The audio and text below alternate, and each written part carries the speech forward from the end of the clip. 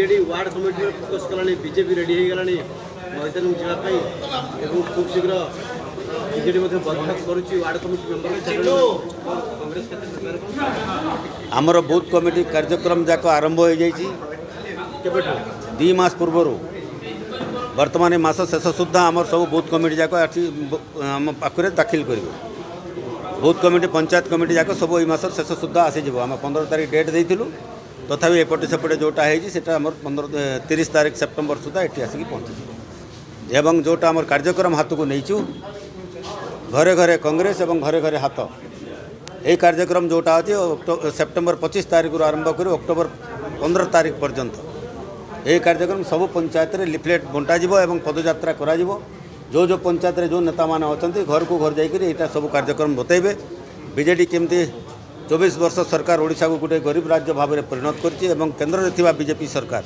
को प्रकार भाव में बड़ बड़ स्वप्न देखिले एवं भारतवासी को केमती ठकिले से विषय में लिखा अच्छे जो माने जो बीजेडी सरकार युव विरोधी सरकार जो बीजेडी सरकार होची चाषी विरोधी सरकार जो बीजेडी होची युवक मानकर छात्र मानकर चाषी मानकर महिला मानकर विरोधी सरकार बीजेडी सरकार को ओडिशावासी प्रत्याख्यान करेंगे आगामी 2024 निर्वाचन में से सब को लेकर गाँव में घर को घर पहुँचापी आम ये कार्यक्रम हाथ को नहीं यार सरला 314 ब्लॉक रे पुणी आमर एवं 100टा आमर 108टा खंडे जो एनएससी म्युनिसिपालिटी एरिया रही से आम बूथ कमिटी सरला आम ट्रेनिंग कैंप जोटा हबार कथा से ट्रेनिंग कैंप हबार स्थिरकृत हो आमर 37,000 बूथ सारा ओडिशा रे 37,000 बूथ रे आमर कार्यक्रम चलो एवं जार जार पंचायत अच्छी से पंचायत रे सेमाने तांकर पदयात्रा कर घर को घर जाकर से लिफलेट जाक देवे सेठी एवं बीजेडी एवं बीजेपी रे कहबे विरुद्ध रे जो जोटा है 24 वर्षर जो सरकार एवं जो मोदी सरकार जोटा लोक मान बड़ बड़ स्वप्न देखे 2 कोटी युवक को चाकरी देवा कथा कहते ये बीजेपी वाला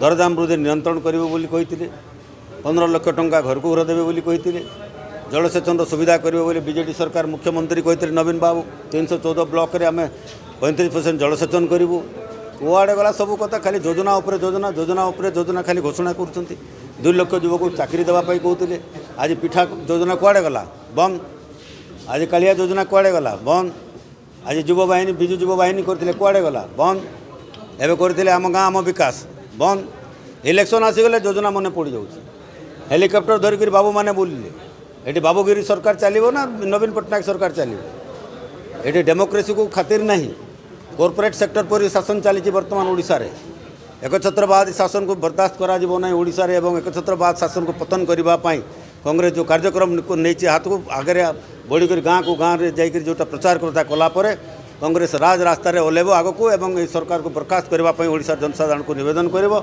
मोर विश्वास सारा ओडिशा जनसाधारण कांग्रेस को आशीर्वाद करेंगे और आगामी दिन में ओडिशा रे कांग्रेस सरकार गठन हो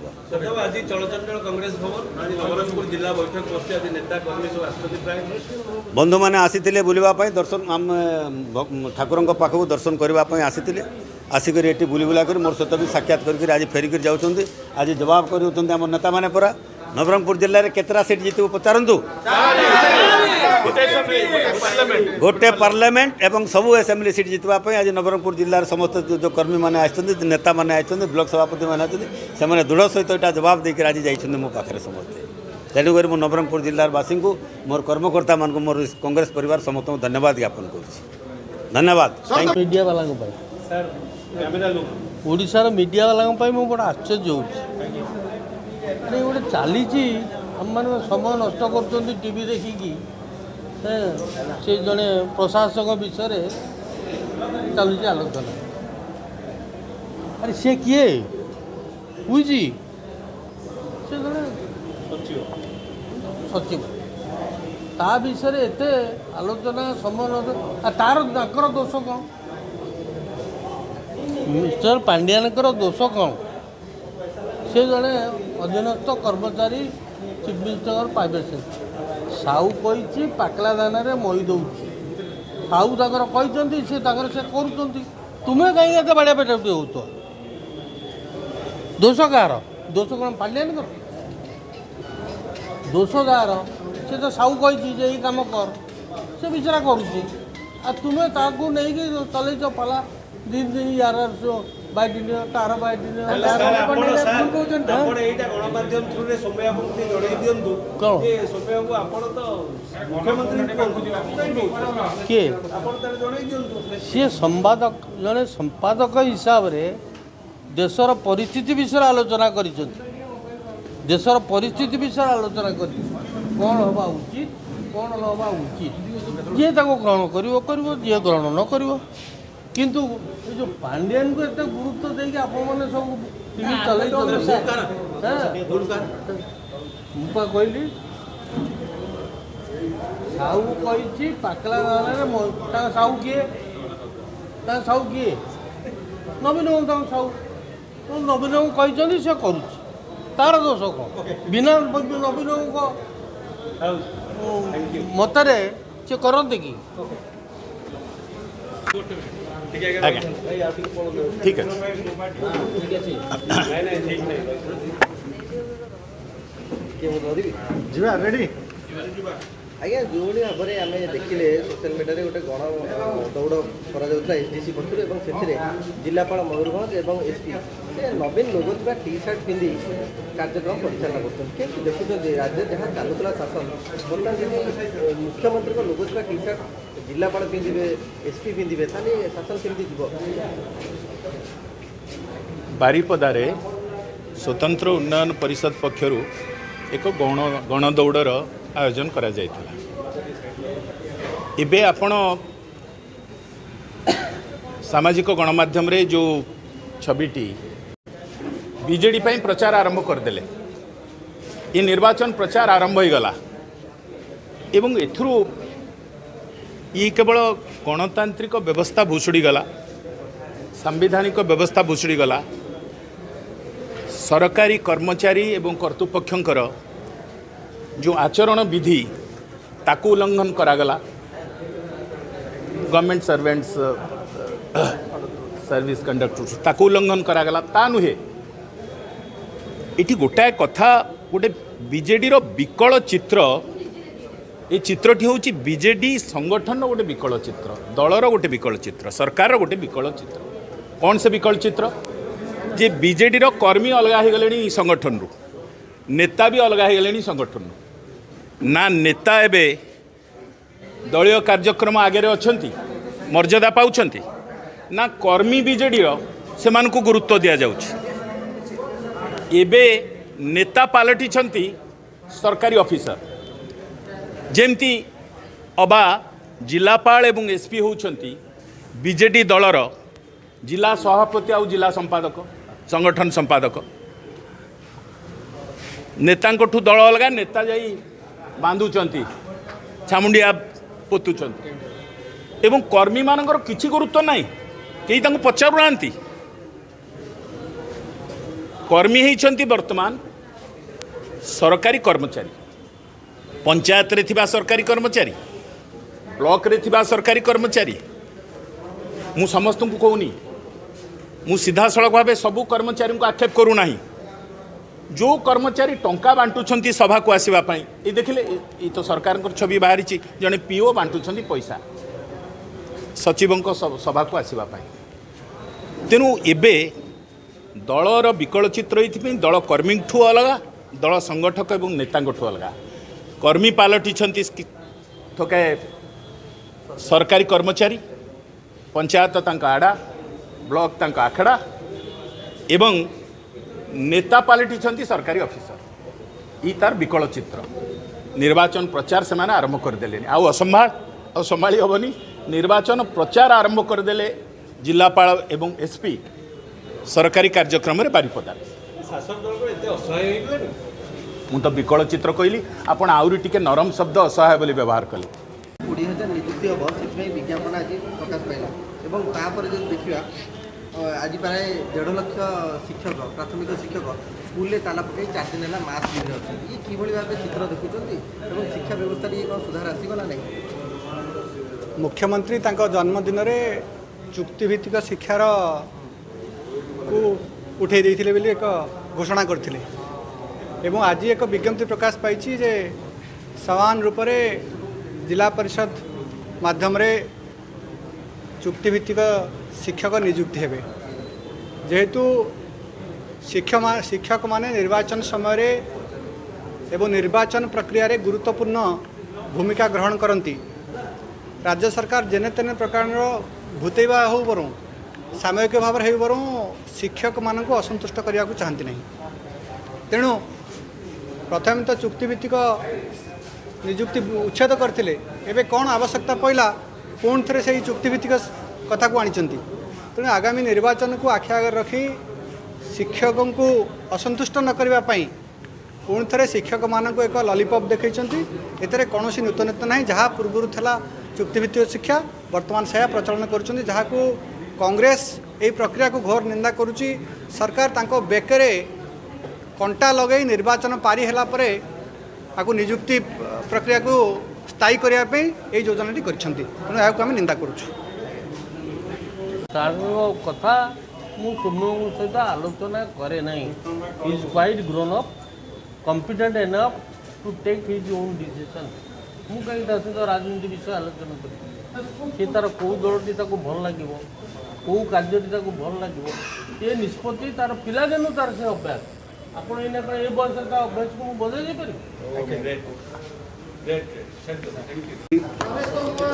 कांग्रेस जो इस्ताहार प्रकाश पाइबा जाऊँगी ओडिशार सबु वर्गर लोकं को सुहाइला भली बा सबु वर्गर लोकंर आकांक्षा पूर्ण कला भली ये इस्ताहार तैयारी हम। आज तार गोटे खसड़ा प्रस्तुत है। द्वितीय कथा हूँ इस्ताहारटी जमती निर्वाचन बहु पूर्वर प्रकाशित हम एवं ताहा लोकों द्वारा चर्चित हम लोकों आखपाखे लोके नहीं चर्चा करेंगे से कथा निष्पत्ति तेणु आम से अनुसार कार्य करुचु। ठीक समय भितर ये इस्ताहार प्रकाश पाइब।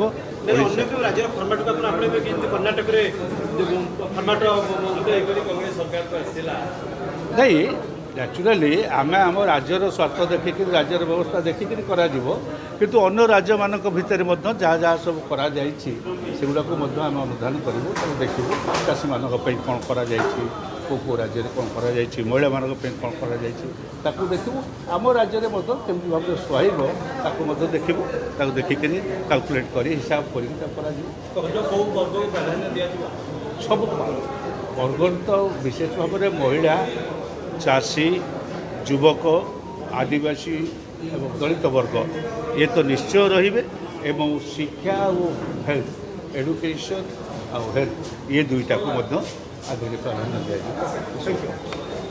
मुझे विषय बहुबार टीवी कही से कौन करूला से दल को सुदृढ़ करने चेष्टा करूला सेटा हे तो कांग्रेस नेता मन को गला नहीं। वर्तमान सी बीजेडी दलटी किपरि सुदृढ़ हम से विषय उद्यम कर तार मतामत दूसरी सेटा जब बीजेडी भाई मान को सहिष्णुता नुह तार से दल बाहर कर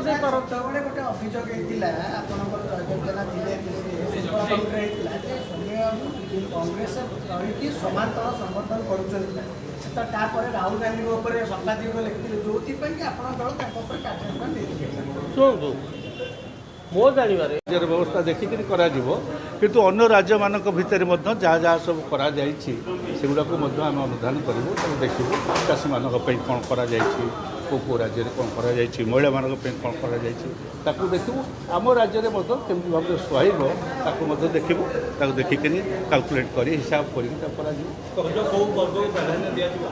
सब वर्ग तो विशेष भाव में महिला चाषी युवक आदिवासी एवं दलित वर्ग ये तो निश्चय रे एवं शिक्षा और हेल्थ एडुकेशन और हेल्थ ये दुईटा को आगे प्राधान्य दिया। मुझे विषय बहुबार टीवी कही से कौन करूला से दल को सुदृढ़ करने चेष्टा करूला सेटा हे तो कांग्रेस नेता मन को गला नहीं। वर्तमान सी बीजेडी दलटी किपरि सुदृढ़ हम से विषय उद्यम कर तार मतामत दूसरी सेटा जब बीजेडी भाई मान को सहिष्णुता नुह तार से दल बाहर कर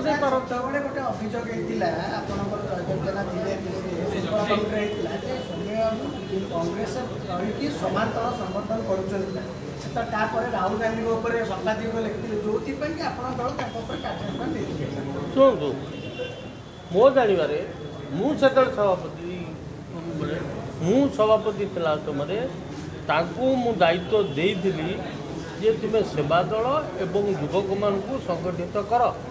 ସେ ସେଇ କାର୍ଯ୍ୟ କରୁଥିଲେ, ମୁଁ ଯିବା ପରେ ମଧ୍ୟ ସେଇ କାର୍ଯ୍ୟ କରୁଥିଲେ। ସେଇଟା ହୁଏତ କାହାକୁ ପସନ୍ଦ ହେଲାନି, ସେଥିପାଇଁ ସେ କାର୍ଯ୍ୟାନୁଷ୍ଠାନ ଗ୍ରହଣ କଲେ। ବର୍ତ୍ତମାନ ସେ ଯାହା କରୁଛନ୍ତି, ସିଏ କହୁଛନ୍ତି, ସୌମ୍ୟବାବୁ କହୁଛନ୍ତି, ଯାହା ଆମେ ଟିଭିରେ ଖବରକାଗଜରେ ଦେଖୁଛୁ, ମୁଁ ଦଳକୁ ସୁଦୃଢ଼ କରିବା ପାଇଁ ଚାହୁଁଛି। ଯେଉଁ ଦୁର୍ବଳତା ରହିଛି ବୋଲି ଦଳରେ ଅଛି ତାକୁ ମୁଁ ସୁଦୃଢ଼ କରିବା ପାଇଁ ଚାହୁଁଛି। ସେଇଟା ଯଦି ତାଙ୍କ ଦଳ ବାଲାଙ୍କୁ ପସନ୍ଦ ହେଉନାହିଁ, ତାଙ୍କର ପାୱାର ଅଛି ମାନେ ସେ ତ ସର୍ବେସର୍ବା ନବୀନ ବାବୁ, ସେ ତାକୁ ଦଳରୁ ବାହାର କରିଦେଉନାହାନ୍ତି। ଏତେ ଯାତ୍ରା ଚାଲି ଆମ ସମୟ କାହିଁ ନଷ୍ଟ କରୁଛନ୍ତି? ଭାଇର କ'ଣ ସାଥ ଦେବେ? ଭାଇକୁ ଯେଉଁଥିରେ ସାଥ ଦେବା କଥା, ପରିବାର କଥାରେ ସାଥ ଦେବେ ନା କ'ଣ ରାଜନୀତିରେ ସାଥ ଦେବି? ମୁଁ କିଏ କଂଗ୍ରେସକୁ ପ୍ରୟାସ କରିବ? କାହିଁ ଆପଣ ତାଙ୍କ ସାଙ୍ଗେ କଥା ହେଇଛନ୍ତି ଯେ ଆସିବେ କଂଗ୍ରେସ ଚାହୁଁଛନ୍ତି? ଆପଣ କଥା ହେଇଛନ୍ତି କି? ଯଦି କଥା ହେଇଛନ୍ତି ତାହେଲେ ଆମ କଂଗ୍ରେସ ନେତାକୁ କହିବି, ସେ କ'ଣ କଂଗ୍ରେସ ମିଶିବ କହୁଛ କଥାବାର୍ତ୍ତା କର। ଆପଣ କଥାବାର୍ତ୍ତା ହେଇକି ନିଷ୍ପତ୍ତି କରିଛନ୍ତି କି? ଆର୍ଯ୍ୟ କାନନ୍ଦ କ'ଣ computer enough to take him into Congress? ତେଣୁ ସୌମ୍ୟବାବୁ ଯାହା କହୁଛନ୍ତି ମୋ ମତରେ ସେଟା ତାଙ୍କର ବ୍ୟକ୍ତିଗତ ମାନସିକତା, ବ୍ୟକ୍ତିଗତ ଯେଉଁ ଦଳରେ ଅଛନ୍ତି ସେ ଦଳର ସ୍ୱାର୍ଥ ପାଇଁ କହୁଛନ୍ତି ଏବଂ ଯେଉଁ କଥାଟିକ କହୁଛନ୍ତି ଆମେ ମୋବାଇଲରେ ଦେଖୁଛୁ, ବହୁ ଲୋକ ତାକୁ ଗ୍ରହଣ କରୁଛନ୍ତି, ବହୁ ଲୋକ ତାକୁ ଗ୍ରହଣ କରୁଛନ୍ତି, ଠିକ୍ କରୁଛନ୍ତି, ଭୁଲ କରୁଛନ୍ତି, ସେ ବିଷୟ ଆପଣ ମିଡ଼ିଆ ମାନେ ଯେତେ ପ୍ରଚାର କରୁଥିଲେ କ'ଣ ହେବ? ଲୋକେ ତାଙ୍କ ମତ ସେ ନିଷ୍ପତ୍ତି ନେବେ। Thank you. ସହିପାରିବୁ ଇଏ ସରକାର ଅଛନ୍ତି, ୟାରି ମାଡ଼ରେ ସରକାର ମନକୁ ଟଳି ପଡ଼ିବ। ଛତାବର ବୋଲି ଗୋଟେ ଗାଁ 30ଟା ସମାଧି ଠିଆ ହେଇଛି, ଗୋଟେ ତାମିଲକି ଦେଇଦେଲେ ସେ ପୁରା 27 ଏକର ବାଉଣ୍ଡ୍ରି କରିଦେଲା। ପୁଲିସ ଲୋକେ ଗଲାବେଳେ ପୁଲିସ ଗୋଡ଼େଇଲା। ମୁଁ ସେ ଗାଁ ବାଲାଙ୍କୁ କହିଲି ତମେ ସମସ୍ତେ ଏକାଠି ହେବ, ଚାଲ ଯିବା। କେତେ ଗୁଳି ତାଙ୍କଠି ଅଛି ବାହାର କରିବେ, କେତେ ଝାଡ଼ପଡ଼ା ରଖିବେ। 2000 ଲୋକ ଗଲୁ, ବାଉଣ୍ଡ୍ରି ହେଇଯାଇଥିଲା, ସେ ସମାଧି ଭିତରେ ଥିଲା। ଗୋଟେ ମୁଣ୍ଡୁ ଜେସିବି ବାଡ଼େଇ ଗଲୁ, ସବୁ ସଫା କରିଦେଲୁ। 15 ଦିନ ତଳେ ସବୁ ଅଫିସର ଥିଲେ, SDO ଥିଲେ, ସବୁ ଥିଲେ। ମୁଁ ତାଙ୍କୁ ପଚାରିଲି ସବ୍ କଲେକ୍ଟରକୁ, ମୁଁ ତୁମେ ଜେଜେଙ୍କର ମଶାଣି ଏଠି ହେଇଥିଲେ ତୁମେ ବରଦାସ୍ତ କରିଥାନ୍ତ ନା? ଠିକ୍ କଥା, ସେ ମନକୁ ଫେରିଗଲେ। ତେଣୁ ଅତି ଅନ୍ୟାୟ କରାଯାଉଛି ଭୁବନେଶ୍ୱର ଚାରିପାଖ, ବିଶେଷ ଜଟଣୀ ଏରିଆ। ଏଇ ଯେଉଁ ଆମର MP ଅପରାଜିତା ଷଡ଼ଙ୍ଗୀ କେନାଲ ଖୋଲିଲେ, ପୋତି ଦେଇଥିଲେ ଗୋଟେ ତାମିଲ ଇଆଡ଼େ ମାଇନିକି ନେଇଯାଇଛି କେଉଁଝର ଜିଲ୍ଲାରେ, ତା ନା କ'ଣ? ପ୍ରଭାକରନ୍। 30 ଏକର ନେଇଛି ମୋ ଏରିଆରେ। ବାପାଙ୍କର ଯେ ଦେଇଛି ତମ ବୋଉର, ଯେ ତାଙ୍କୁ ଜମି ଦେଇଛ ତମ ଜେଜିର। ହଁ, ଆମର ମୂଲ୍ୟବାନ ସମ୍ପତ୍ତିକି ଦେଇଛନ୍ତି, ଆମେ କେବେ ଛାଡ଼ିବୁନି। ଅପରାଜିତାକୁ ଧନ୍ୟବାଦ, ଠିକ୍ କରିଛି ସେ। ତାମିଲରୁ ଆସି ଆମ ଜମି ନେଇକି ଯିବେ ଟେରେସ୍ ପାଖରେ। ଓକିଲ ନୋଟିସ୍ କି ନୋଟିସ୍ ଛାଡ଼, ସେଥିରେ ଆମେ ଯିବାର ନାହିଁ। ଆମେ ଛାଡ଼ିବୁନି ଜମି, ଆମ ଜମି ମୂଲ୍ୟବାନ ଜମି।